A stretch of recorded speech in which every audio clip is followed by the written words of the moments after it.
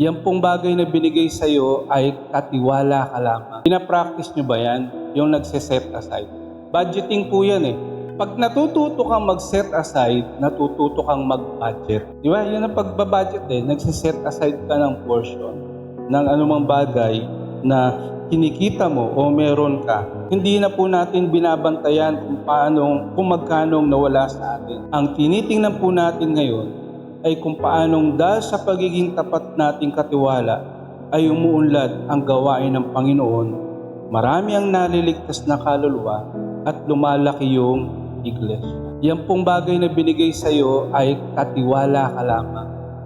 Hindi mo yan pagmamay-ari. Yan po ay minamanage mo lang. At ang isang mabuting katiwala, tinatabi niya yung para sa gawain ng Panginoon.